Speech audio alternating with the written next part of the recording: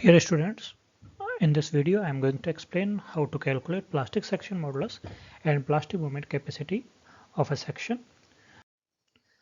The property of plastic neutral axis is that area on the both side of the plastic neutral axis is equal. Whether it is upper side or lower side, the area will be equal, and therefore we can also say that this is area on the either side will be half of the total area. So this is a property which is used several times while calculating the section modulus. So in this case we can see that this section about major axis is symmetrical. So when we see this is symmetrical, so we can assume, or we simply know that the plastic neutral axis lies at the location of symmetry or plane of the symmetry. In this case, this is on the half of the depth of the section. So that is the next thing, and in this case, in a symmetrical section, this is easily known.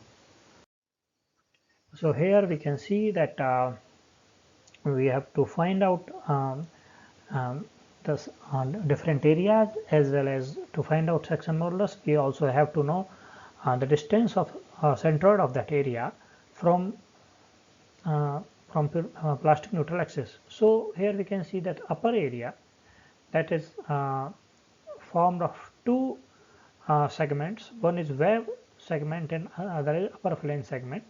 So when we calculate wave segment, that is d by 2 minus thickness of our flange. So at length of wave on the in the upper area will be half of the depth minus upper flange, thickness of our flange, and that will be multiplied by thickness of wave.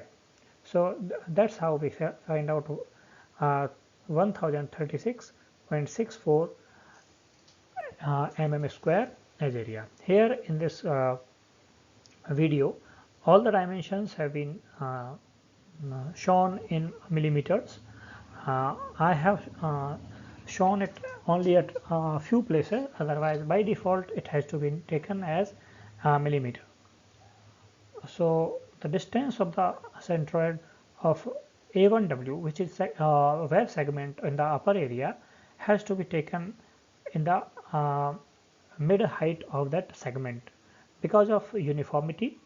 So we can say that 0.5 multiplied by d by 2 minus tuf is the distance of centroid of that segment from plastic neutral axis. So that comes out to be 68.2 mm. Now similarly, if we find out area of our flange, that becomes width of flange multiplied by thickness of flange. So that becomes 1224 mm square.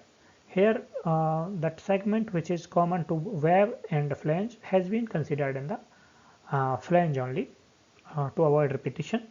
And similarly here we can see that distance of centroid of the upper flange area from the plastic neutral axis is d by 2 minus tuf upon 2, that is 143.2 mm. So after once we have find out these, we also know that because of symmetry, the same values of area and y1 will be available on the lower side also. So now we are moving further.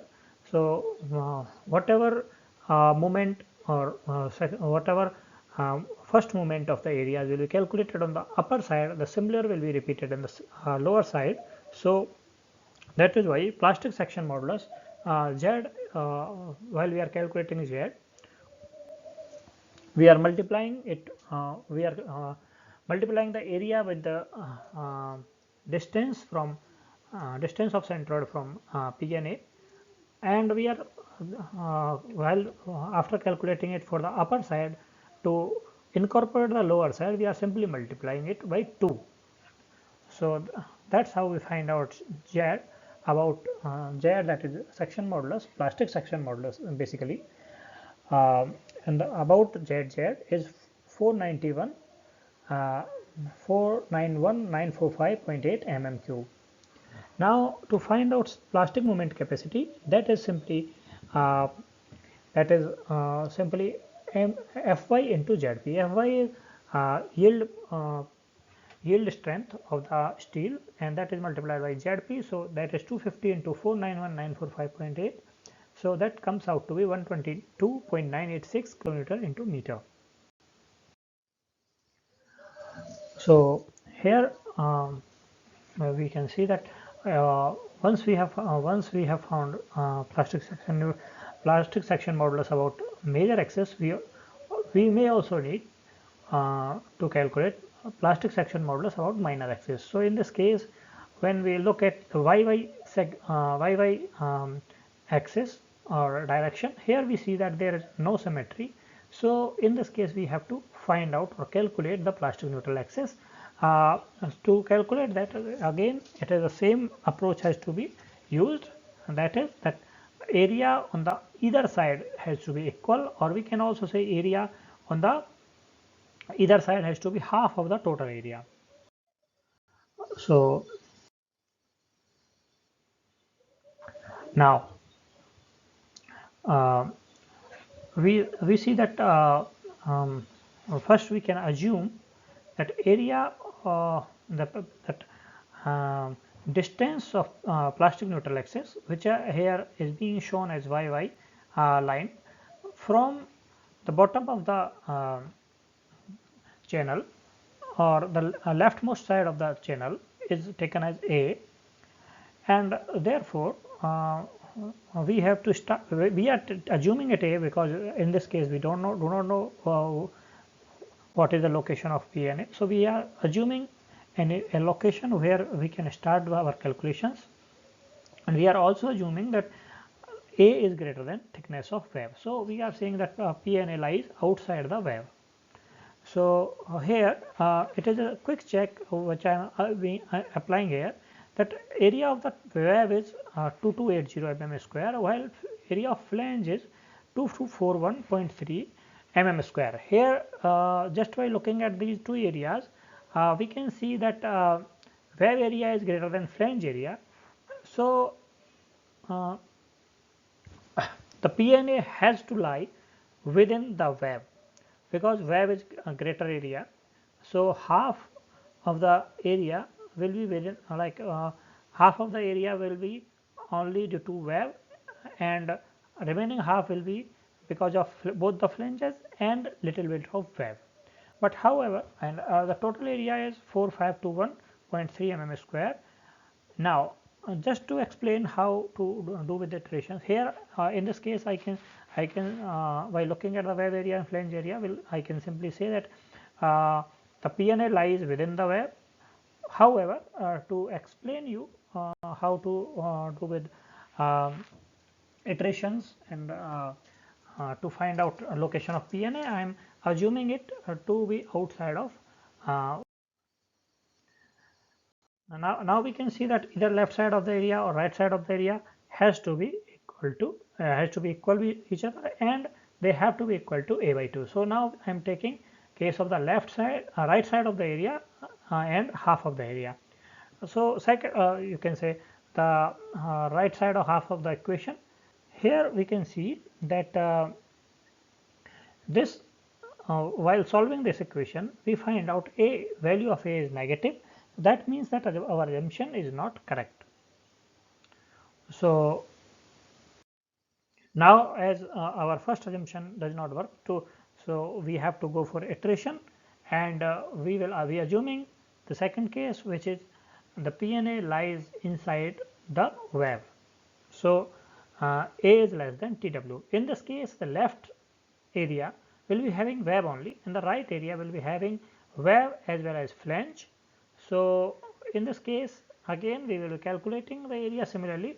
That left area A1 is 300, which is depth of the section, and A, which is distance of PNA from the left most portion, and that 300 into A must have, like I have shown you the calculation of the right area also, but that is not I am not interested into that, because the first case 300 into A gives me a very simple equation to solve. If we look at the condition of the PNA, that A1 is equal to A by 2. So here I can calculate A1 is equal to 7.5355, and as I see that A1 is not negative, also A1 is less than TW, so my solution is correct, because it holds true for the assumed premises. Here plastic section modulus, to calculate plastic section modulus, now I can calculate the left area, which is D into A, and that comes out to be 2260.64. Actually that is half of the area, again half of the total area. Then centroid of the left, that is centroid of the left area from PNA, that is A by 2, and so that is 3.76775 mm.